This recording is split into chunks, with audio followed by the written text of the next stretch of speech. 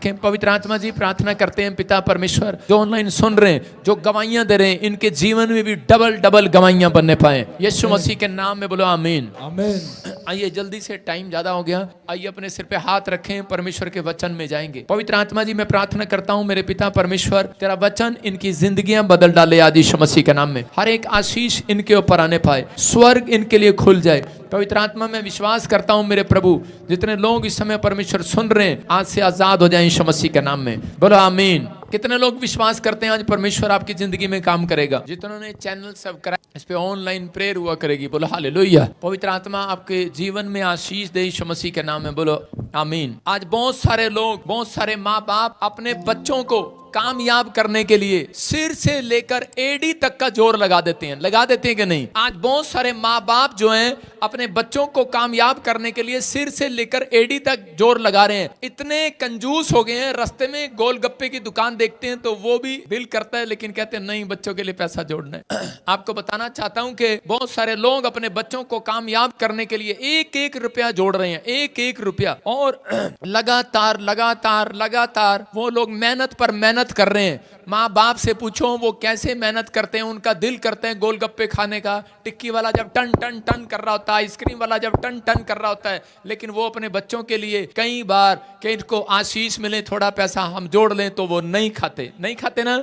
सही कह रहा हूं कि नहीं? हाँ या ना? दिल्ली वालों सही कह रहा हूं कि नहीं? हाँ या ना? बहुत बार माँ बाप ने इतना पैसा जोड़ जोड़ के आज बच्चे बड़े अच्छे अच्छे कपड़े पहनते हैं, लेकिन माँ बाप कह रहे कि वहां 5,000 का कपड़ा नहीं, 4,000 का बैग नहीं। जब बच्चे हो जाते हैं उसके बाद कहते हैं कि वो 200 वाला पर्स लेकर घूमती हैं औरतें। अरे 100, 200, 500 वाले कपड़े लेकर पहनते हैं, कहीं बच्चों के लिए जोड़ना है बस कपड़ा। अब शौक खत्म हो गया है। लोग मेहनत पर मेहनत करते हैं कि अपने बच्चों को कामयाब करने के लिए, आईएएस अफसर बनाने के लिए, डॉक्टर बनाने के लिए सिर से लेकर एड़ी तक जोर लगा देते हैं कि नहीं? आज हो सकता है आप में से भी कोई यहाँ पर ऐसा बैठा हो जो बार बार जोर पर जोर लगा रहा हो, लेकिन फिर भी कह रहे कि उसके बच्चे फेल हो रहे हो, फ्लॉप हो रहे हो, कोई कामयाबी आपके हाथ न लग रही हो। लेकिन पवित्र आत्मा ने मुझे कहा अगर आज का वचन आप ध्यान से सुने, जितने माँ बाप ये वचन सुन रहे हैं उनके बच्चे कामयाब होने वाले हैं आज यीशु मसीह के नाम में। अपने बच्चों को बताएं, कह रहे सफलता, कह रहे कामयाबी जो है वो किसी डिग्री में नहीं, किसी पढ़ाई में नहीं, कहते कि वो सफलता परमेश्वर को अपने जीवन में पहला स्थान देने से मिलने वाली है। जब तक आप अपने बच्चों को ये नहीं बताएंगे कि सबसे पहले बेटे परमेश्वर को पहला स्थान दे, क्योंकि परमेश्वर ही है जो आपको डिग्रियां में कह रहा पास करता। नहीं तो बहुत सारे लोग डिग्रियां लेकर घूम रहे हैं। देखा लोगों ने सिर से लेकर एडी तक जोर लगाया अपने बच्चों को, कनाडा, अमेरिका, इंग्लैंड, ऑस्ट्रेलिया भेज दिया, यूरोप, अब पूरा जांच भर भर के वापिस आ रहा है कि नहीं? लेकिन हमारे चर्च में वो लोग इधर भेज रहे हैं और हम इधर से फिर प्रार्थना करके इधर भेज रहे हैं। हमारी गवाहियां आ रही हैं हर संडे को, अमेरिका जा रहा है, ऑस्ट्रेलिया जा रहा है, कनाडा जा रहा है। इसका मतलब कि परमेश्वर हमारा फेवर कर रहा है यीशु मसीह के नाम में। लेकिन ये बात याद रखना, मैं भी अपने बेटे एरिक को, एकता, लीशा को मैंने एक बात सिखाई और समझाया। उन्हें कहा बेटे कि सबसे पहले प्रेयर होनी चाहिए हमारे जीवन में। वो बच्चों के साथ खेलते हैं बाहर मोहल्ले में, तो मैंने एक दिन देखा 50 बच्चे घर में घूम रहे हैं। मैंने कहा ये क्या कर रहे इतने सारे? कह रहा डैडी, कह रहा कि ये हमारे साथ खेलते हैं। मोहल्ले वाले हमें क्रिश्चियन समझकर हमारे साथ नहीं बैठते, बस दूर से देख के नाक टेढ़ा सा करके चले जाते हैं। पता नहीं है पुलिस वालों को देख के चले जाते हैं कि बाहर पुलिस खड़ी रहती है, चले जाते हैं, लेकिन मिलते नहीं है। लेकिन हमारा जो एरिक है उसके बहुत सारे दोस्त हैं, यो घर वाले से वो घर वाले, वो घर वाले। मैंने कहा लेकिन वो एरिक और अलीशा एक बात बोलते हैं, हम प्रार्थना करके आए फिर खेलेंगे। और एक दिन मैं घर गया, देखा क्या सारे बच्चे उनके साथ बैठकर तबला बजा रहे हैं, गीत गा रहे हैं, महिमा कर रहे हैं परमेश्वर की। मैं कह रहा हूं आपको अपनी लाइफ में, मैं उसको समझा रहा था कि ठीक है बेटे तू मेरे कदमों पर चल रहा है, अभी से इतने सारे दोस्त इकट्ठे करता गया तू, तो परमेश्वर सुनता है प्रार्थनाओं को। मैं कह रहा हूं जब तक आप अपने बच्चों को ये बात नहीं समझाएंगे कि कामयाब करना परमेश्वर के हाथ में, सफलता देना परमेश्वर के हाथ में, जिस दिन वो इस बात को समझ गए, मैं कह रहा हूं कि आपकी डिग्रियां धरी नहीं रहेंगी, आपकी बड़ी नौकरी आने वाली है यीशु मसीह के नाम में, आपके बच्चे बड़े कामयाब होने वाले हैं यीशु मसीह के नाम में। कह रहा पवित्र आत्मा अपने लोगों को कामयाब करता है, लेकिन बहुत सारे लोग कहते इस बात को नहीं समझते, नहीं जानते लोग। फ्यूचर पैसा नहीं, फ्यूचर परमेश्वर बनाता है। पहला तीमुथियुस 4:12 में लिखा कि बाइबल पढ़ते हैं, देखो क्या लिखा 4:12 में, कोई तेरी जवानी को तुच्छ ना समझने पाए, कह रहे कोई तेरी जवानी को तुच्छ ना समझने पाए, पर वचन और चाल चलन और प्रेम और विश्वास और पवित्रता में विश्वासियों के लिए आदर्श बन जा। क्या लिखा, कह रहा कोई तेरी जवानी को तुच्छ ना समझे। इसका मतलब कह रहा और वचन कहता जब आज पूरी दुनिया के अंदर परमेश्वर आपसे बात करना चाहता है। अगर आप चाहते हैं कि परमेश्वर मुझे कामयाब करे, मेरे बच्चों को कामयाब करे, आप सिर से लेकर एड़ी तक का जोर लगा रहे हैं लेकिन फिर भी कामयाब नहीं हो रहा आपका बिजनेस, फिर भी कामयाब नहीं हो रहे बच्चे, सफलता हाथ नहीं लग रही है। लेकिन अगर आपने अपनी जवानी को संभाल कर रखा, कह रहे कि अगर कहता है आज वचन को आपने तुच्छ ना जाना, कहता है वचन को पढ़ना और अपने चाल चलन को, अपनी गवाही को संभाल कर रखना और प्रेम करना एक दूसरे से, कहता है और विश्वास में बने रहना और पवित्रताई में, कहता है कि आदर्श बन जाओ। आदर्श कहता है कि दूसरों के लिए एक आदर्श बन जाओ। यीशु मसीह जब धरती पर आया दूसरों के लिए वो एक आदर्श बना। कहते वो देख वो गाली नहीं देता, देख वो झूठ नहीं बोलता। हम एक सांस में पहले 50 गालियां देते थे और खंबा शराब का रोज पीते थे, लेकिन आज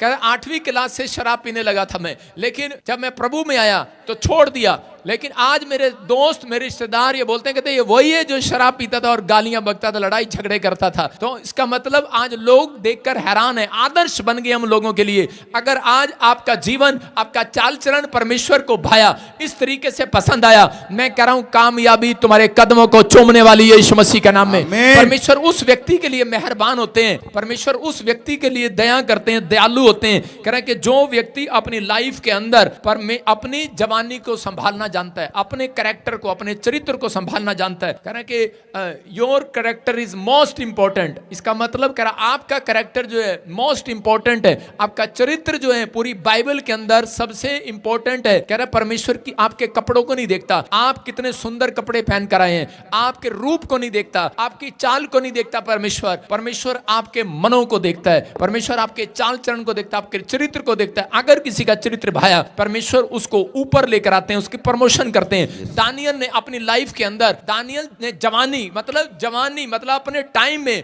उसने कहा कि क्रिकेट खेलने के लिए नहीं गया होगा, वो कोई कंचे खेलने के लिए नहीं गया होगा। उन दिनों में वो परमेश्वर की आराधना करता, 3 टाइम कहता प्रार्थना करता। दानियल का अपनी लाइफ में 3 टाइम का चार्ट था, सुबह का चार्ट, शाम का चार्ट, दोपहर का चार्ट, प्रेयर चार्ट और फास्टिंग का चार्ट। उसने बताया टाइम टेबल का उसका एक चार्ट था। लेकिन आजकल की औरतों का चार्ट ढूंढ लो, उनको गोलगप्पे का चार्ट उनको याद है, भिंडी कैसी बनती है उनका चार्ट है उनके पास, आज पाव भाजी कैसे बनती है उनका चार्ट है, बर्गर कैसे बनता है उनका चार्ट है, पति का क्या करना है, रात को कुचुम्बर बनाना है उसका चार्ट है उनके पास, उसका क्या करना है क्या नहीं करना। बहुत सारे लोग जो हैं कि वो अपने चाल चलन पर ध्यान नहीं दे रहे, अपने चरित्र पर ध्यान नहीं दे रहे, लेकिन वो लोग जो है परमेश्वर की ओर, वचनों की ओर ध्यान नहीं दे रहे।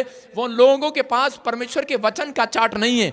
अगर आपने परमेश्वर के कामों का चार्ट बना के रख लिया अपनी दीवार पर, अपने शीशे पर, परमेश्वर आज रात आपको कामयाब करेगा। दानियल की सफलता का राज ये था कि दानियल ने अपनी जवानी के समय में परमेश्वर के सामने 3 टाइम प्रार्थना किया, और जब 3 टाइम प्रार्थना किया, परमेश्वर ने कहा जो 3 टाइम प्रार्थना करता है, जो पवित्र आत्मा को 3 टाइम मुंह दिखाएगा, परमेश्वर का आत्मा कहता है उसको मुंह दिखाई जरूर मिलेगी यीशु मसीह के नाम में। और दानियल ने 3 टाइम मुंह दिखाया, और परमेश्वर ने उसकी चाल चलन को देखने के बाद, कह रहा है कि उसकी उम्र के हिसाब से देखने के बाद, चाल चलन, जवानी उसने परमेश्वर को दे दी। परमेश्वर ने उसको मिनिस्टर बनाया, मंत्री बनाया उसको, दानियल को। परमेश्वर ने दानियल को मंत्री बनाने के बाद चेक भी किया। उसके पास लोग आए और आकर कहने लगे, कह रहे कि अगर तू प्रार्थना करने जाएगा, राजा के भोज में नहीं जाएगा तो हस्ताक्षर साइन कर देगा राजा और तुझे शेर की मान में डाल दिया जाएगा। लेकिन उसने कहा मुझे शेर की मान में जाना तैयार है, मुझे मरना तैयार है, लेकिन मैंने परमेश्वर से सीखा है, मुझे पवित्र आत्मा के वचनों से मैंने सीखा है।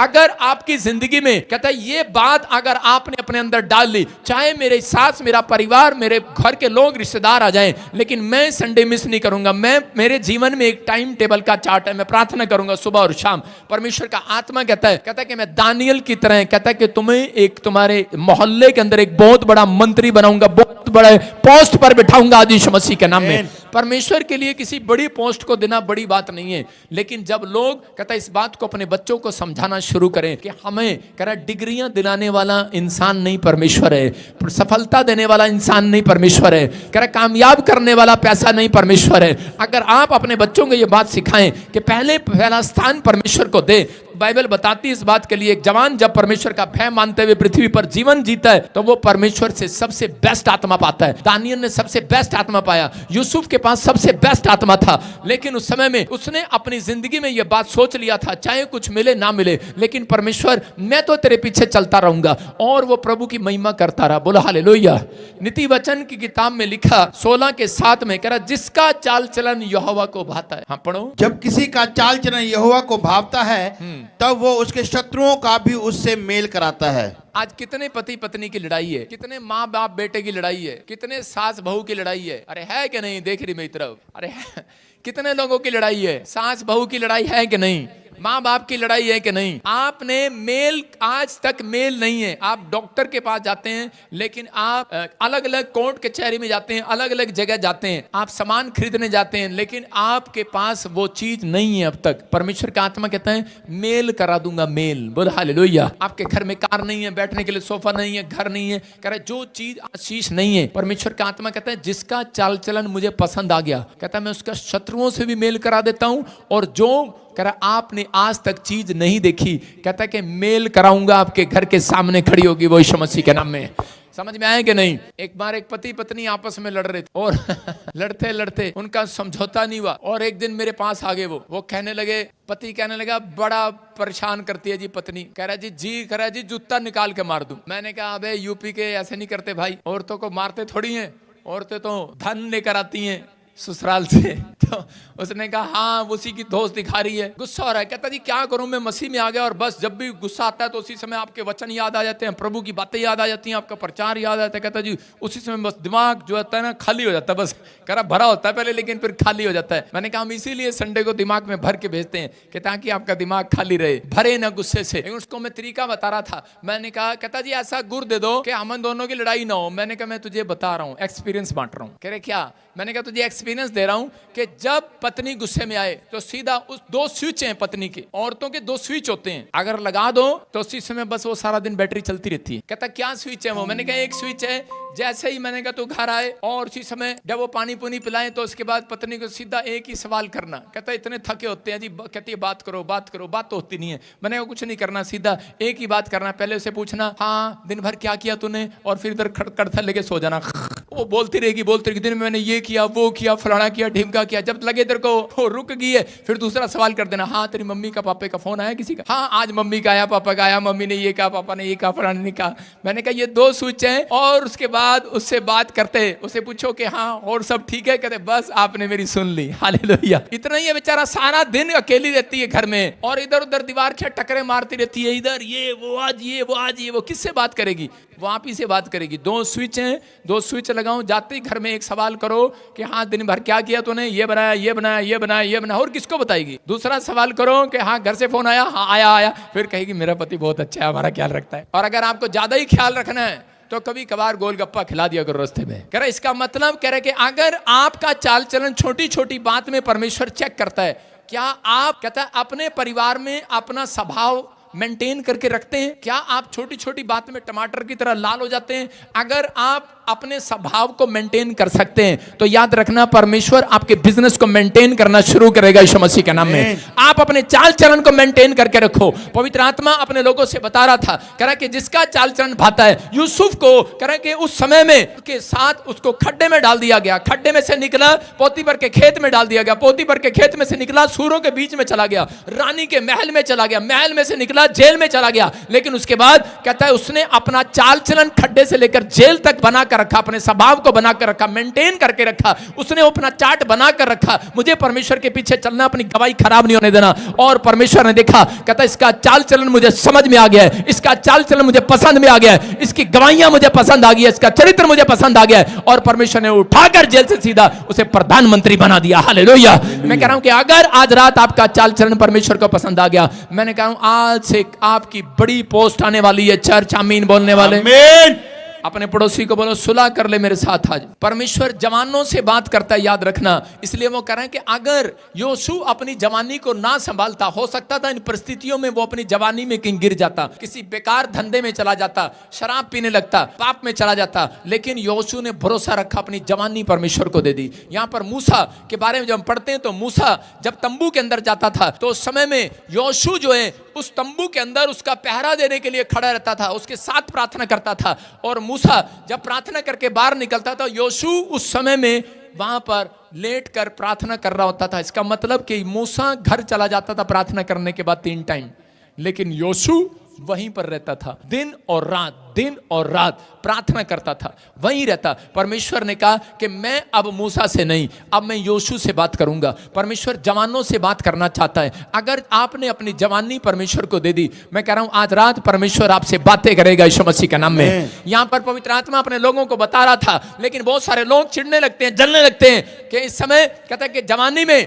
आज बहुत सारे लोग अपनी लाइफ में ये सोचते रहते हैं कि पता नहीं परमेश्वर मेरे जीवन में काम करेगा नहीं करेगा। लेकिन परमेश्वर अपने लोगों के साथ, उन लोगों के साथ बात करता है, कह रहा है जो लोग अपनी लाइफ के अंदर ये बात सीख गए कि परमेश्वर को पहला स्थान देना है। यहां पर योशू ने अपनी लाइफ में पहला स्थान जब देना शुरू किया, परमेश्वर ने कहा योशू आज के बाद तू एक भी युद्ध नहीं हारेगा। और योशू इतना सक्सेसफुल हुआ पूरी बाइबल के अंदर कि एक भी व्यक्ति, कह रहा हूं पूरी बाइबल में जितने भी संत आए वो सब दुखी रहे, जितने भी राजा आए सब दुखी रहे। लेकिन योशू एक ऐसा बंदा था कि वो कभी दुखी नहीं रहा, क्योंकि उसको योशू को 1:8 में परमेश्वर ने कहा था, कहता है जा ये पुस्तक तेरे चित्त से कभी ना उतरे, जो इसमें लिखा है दिन रात इसमें ध्यान दिए रहना, और कह रहा ऐसा करने से तेरे काम सफल होंगे। आज रात पवित्र आत्मा कह रहा है ये सफल की कुंजियां कहता आज तुम्हारे हाथों पर देने वाला है यीशु मसीह के नाम में। ये कामयाबी की कुंजी आपके हाथ पर आने वाली है, एक चाबी आपके हाथ पर आने वाली है। कह रहा योशू के पास ये चाबी थी, उसको पता था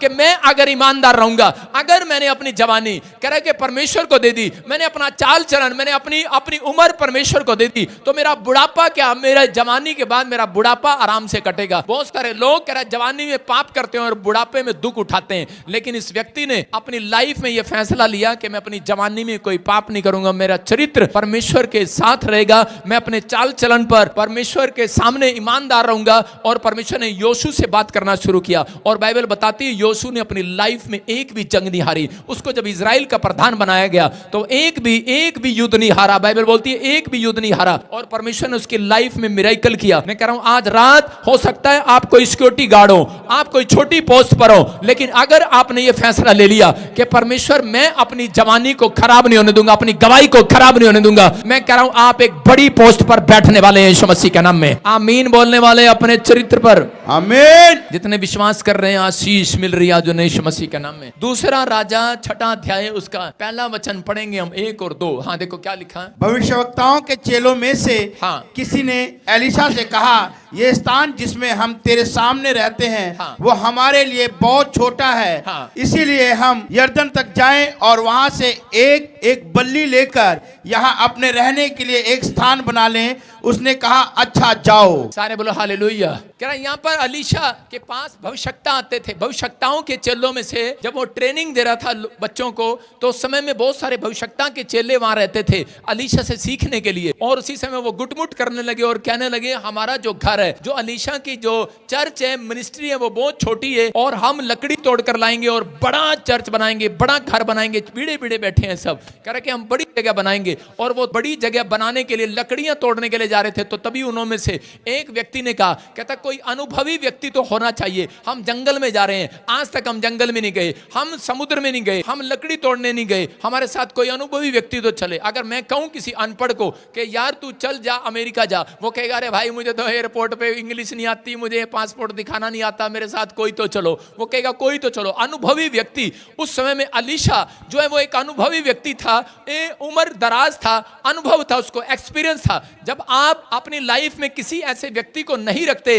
इसलिए कह कि आप कई बार कामयाब नहीं होते। आजकल के बच्चे जो हैं वो फ्रीडम रहना चाहते हैं, वो घूमने जाना चाहते हैं, तो वो कहते हैं कि हमें माँ बाप की जरूरत नहीं है, किसी की जरूरत नहीं है, हम अलग होकर जाएंगे घूमने के लिए। क्या वो बूढ़े व्यक्ति को ले जाते हैं जन्मदिन पर बाहर घूमने के लिए अपने दोस्तों के बीच में? नहीं लेकर जाते, वो फ्रीडम रहना चाहते हैं। लेकिन अगर उन लोगों के बीच में अनुभवी व्यक्ति होगा, एक्सपीरियंस होल्डर होगा, तो वो कामयाब रहेंगे, शांति शांति में रहेंगे, ब्लेसिंग में रहेंगे। आज जितने लोग मुझे देख रहे हैं ऑनलाइन, अगर आपके बीच में कोई अनुभवी व्यक्ति है तो मैं कह रहा हूं आपका घराना तरक्की करता चला जाएगा यीशु मसीह के नाम में। कौन है वो अनुभवी व्यक्ति? हो सकता है आपके माँ बाप हो सकता है कह कि वो वाइट बाल वाले अनुभवी होते हैं। अनुभवी उन्होंने धूप में बाल ऐसे ही नहीं काले किए, काले नहीं सफेद, धूप में अपने बाल ऐसे ही नहीं सफेद किए, कह रहा अपनी दाढ़ी ऐसे नहीं सफेद की। अनुभवी व्यक्ति है वो। लेकिन आजकल बहुत सारे बच्चे अनुभवी व्यक्तियों को लेना नहीं चाहते अपने साथ में। लेकिन अलीशा के जो चेले थे वो कहने लगे हमें अलीशा चाहिए, अनुभवी व्यक्ति है हमारे साथ चले। एक बार दिल्ली में सच्ची घटना न्यूज में आ रही थी, बहुत साल पुरानी है, कि उस समय एक आदमी, बड़ा अमीर आदमी, बहुत लंबी गाड़ी लेकर आया, बहुत तगड़ी गाड़ी थी, और उसी समय में उसके बच्चे ने कहा पापा मैं इसकी ट्राई लूंगा, उसको थोड़ी थोड़ी कार चलानी आती है। उसने कहा नहीं, अनुभवी ड्राइवर है, इसको साथ लेकर जा, 40 साल से ड्राइवर है हमारे घर पर, जा इसको सीट पे बिठा। लेकिन उस लड़के ने उसको उतार दिया, उसका चल हट, कहता है मुझे तेरी जरूरत नहीं है, मैं गाड़ी चलाऊंगा, मुझे आती है चलानी। और उसने गया और जाकर ट्रक में ठोक दी, फक देखिए, और वो गाड़ी का कचूमर कर दिया उसने। करोड़ों रुपए की गाड़ी कचूमर होगी, 3 महीने 4 महीने 3 साल कोमा में रहा, उसके बाद ठीक हुआ। मतलब अनुभवी व्यक्ति होता तो उसका एक्सीडेंट ना होता।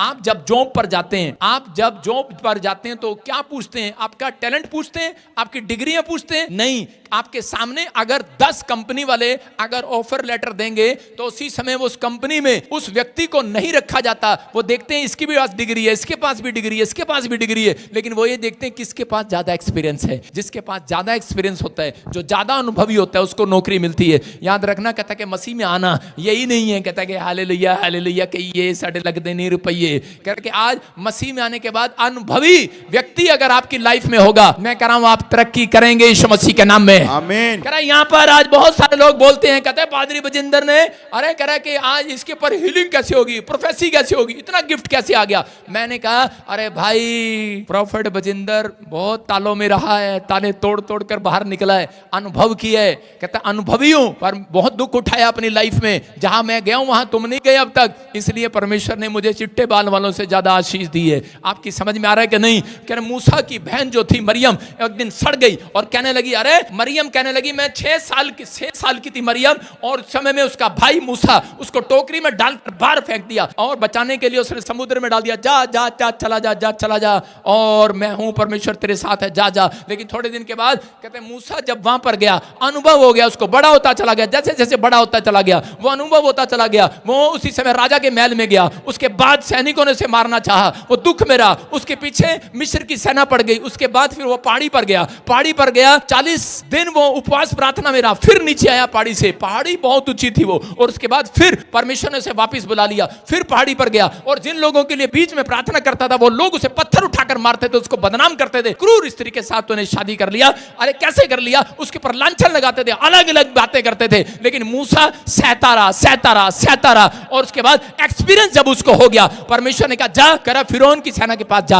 अरे उसी समय उसके पास गया, 10 चमत्कार दिखाए, उसको अनॉइंटिंग दिया, भर दिया। लेकिन जब वो अपनी बहन के पास वापस पहुंचा तो उसकी बहन उससे जलने लगी और कहने लगी, अरे इसके पास, कहते इसके पास इतनी अनॉइंटिंग कहां से आ गई, इतनी अनॉइंटिंग कहां से आ गई इसके पास। कह रही हम इससे बड़े हैं। अरे जब ये मैं 6 साल की थी, 0 साल का था, कह रहे अरे इसको पास क्या था, मैंने इसको पाला पोसा बड़ा किया। आज लोग यही बोलते हैं, अरे मैंने इसको पास्टर बनाया, मैं इसका चेला हूं, मैं इसका बाप हूं, मैं इसका वो हूं। मैंने कहा कोई बढ़ाने वाला, कोई घटाने वाला नहीं, कहता है परमेश्वर ही बढ़ाने वाला और घटाने वाला है। यीशु मसीह कहता है कि जाओ तुम मुझसे भी बड़े बड़े काम करोगे। आज जलन नहीं हो सकती किसी के अंदर। मैं कह रहा हूं परमेश्वर का आत्मा अपने लोगों से बात कर रहा है। अगर आपके चाल चलन में जलन है, अगर आपके चाल चलन में घमंड है, आप कभी भी बढ़ नहीं सकते। परमेश्वर आपको वहां नहीं लेकर जाएगा जहां आप जाना चाहते हैं। अगर आपके अंदर अनुभव कहां से आएगा, जब आप सहेंगे नहीं, जब तक आपकी जिंदगी में कोई भी प्रॉब्लम, परिस्थितियां, कोई सिचुएशन आपके जीवन में आपने झेली नहीं, आपने जब तक कोई दुख नहीं उठाया, हो सकता है आपके गांव में कोई आपको ईसाई बोल रहा हो,